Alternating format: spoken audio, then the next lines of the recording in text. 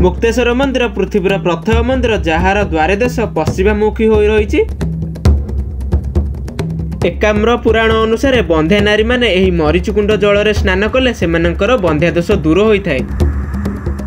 लोककथा रही जे मुक्तेश्वर मंदिर पछपटे थिबा पोखरी रे स्नान करी मुक्तेश्वर को उपासना करिले पाप सबु दूर होता है।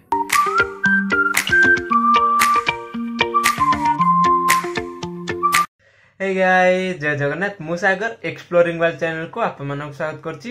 तो गाइस आशा करछि आप माने समस्त बहुत भलर थिबे। गाइस आज मु बाहरछि हम ओल्ड टाउन ने थिबा आउ गोटे पुराना मंदिर को एक्सप्लोर करबा को। जो मंदिर रो नाम होछि मुक्तेश्वर मंदिर, हमरो जोटा अछि हमरो केदारगौरी पाखरे। तो गाइस चलंतु जिबा एक्सप्लोर करबा आउ मुक्तेश्वर मंदिर विषय रे डिटेल्सली जानिबा एही ब्लॉग रे। मुक्तेश्वर मंदिर एही मंदिरटी एक हिंदू मंदिर और शैव मंदिर मध्य। मुक्तेश्वर मंदिर लिंगराज मंदिर ठारू मात्र 1 किलोमीटर एवं रेलवे स्टेशन ठारू मात्र 4 किलोमीटर दूर रे अवस्थित।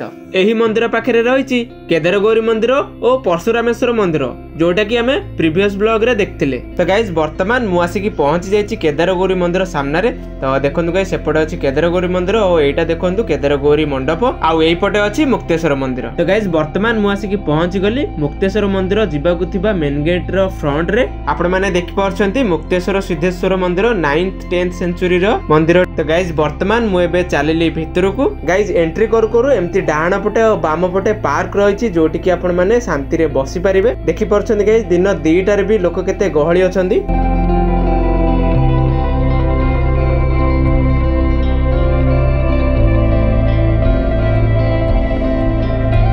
एटी गाइस देखि पारछंती एटी गोटे फलकटे रहिछि जोथिरे मुक्तेश्वर और सिद्धेश्वर मंदिर विषय रे डिटेल्सली लिखा जाइछि। आपण माने चाहिले एठी रहि की पढी परिबे। मु वीडियो करथिबार देखि सिक्युरिटी भाई मते मना कले कि वीडियो न करिया पई। तो गाइस किछटा जगह रे मु फोटो यूज करछि एई ब्लॉग रे। तो आपण माने देखंतु मुक्तेश्वर मंदिरटी 9th सेंचुरी रे निर्माण करा जायतिला। सोमवंशीय राजा जजातिଙ୍କ द्वारा एहा निर्माण होइतिला। एही मंदिर को निर्माण करिया पई शिल्पी माने समस्त कला कौशल को निखुण भावे प्रयोग करथिले बोली एही मंदिर को देखिले जणा जाय। एही मंदिर रो प्रवेश द्वार रे थिबा सुंदर तोरण पई एही मंदिरटी विश्व प्रसिद्ध। जो तोरणटी आउ कोनोसी मंदिर रे भी आपण माने पाइबे नै।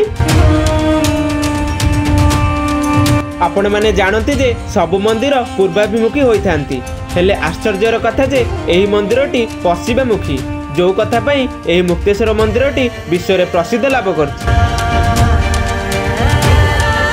किंवदंती अनुसार मर्यादा पुरुष प्रभु श्री रामचंद्र मुक्तेश्वर मंदिर पछपटे थिबा कुंडरे स्नान कर सारी मुक्तेश्वर मंदिर को प्रतिष्ठा करथिले।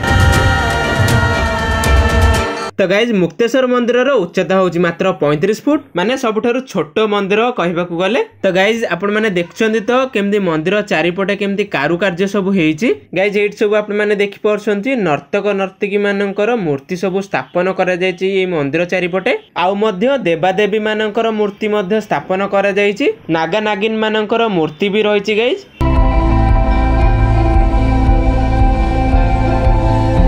आउ गाइज मुक्तेश्वर मंदिर जगमोहनटी कला मुगुनी पत्थर खोदेई करा जायछि। एही मुक्तेश्वर मंदिर पाखरे पाखापाखी आहुरी छोट बड़ मंदिर आपण मानकु देखिବାକୁ मिलिजिवो। आउ एही सब मंदिर मान कलिंग वास्तुकलार उदाहरण मान।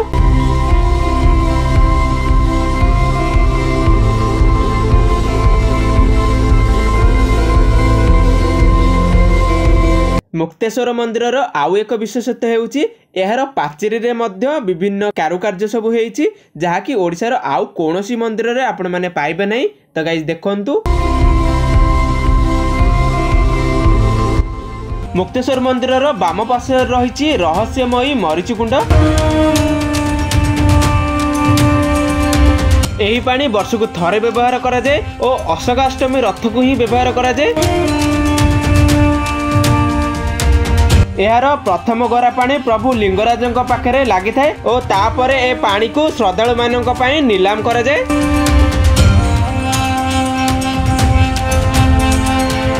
जी नीलामी रे जीते से ए पानी रे स्नान करथाए। କୁହାଯାଏ ଯେ ଏ ପାଣିରେ ସ୍ନାନ କଲେ ବନ୍ଧ୍ୟା ଦୋଷ ଦୂର ହୋଇଥାଏ। ଯେଉଁ ନାରୀଙ୍କ ପିଲାଛୁଆ ହୋଇନଥାଏ ଏ ପାଣିରେ ସ୍ନାନ କରିବା ଦ୍ୱାରା ତାଙ୍କର ବନ୍ଧ୍ୟା ଦୋଷ ଦୂର ହୋଇଥାଏ। तो गाइज आपण मैंने देखिपारे मुक्तेश्वर मंदिर पछपटे गोटे पोखरीटे रही। यही पोखरीर ना हूँ रामकुंड। कहुए कि प्रभु श्री रामचंद्र यही पोखरी रे स्नान करथिले बोली एहार नाम रामकुंड दिया जाइछि।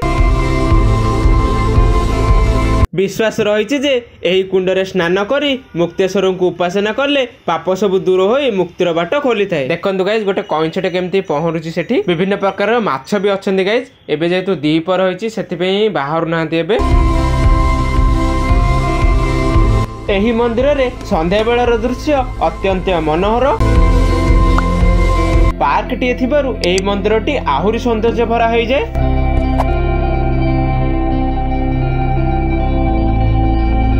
एही मंदिर सकाळ 6:30 रु आरंभ करी संध्या 7:30 जाए खोला रही है।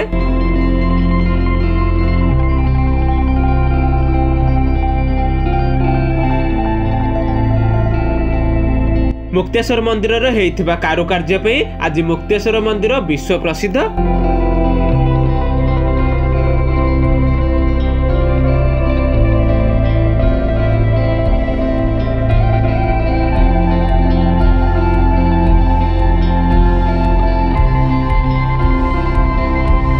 गाइज केमती लगिला वीडियो कमेंट करके निश्चित भाव जनइबे।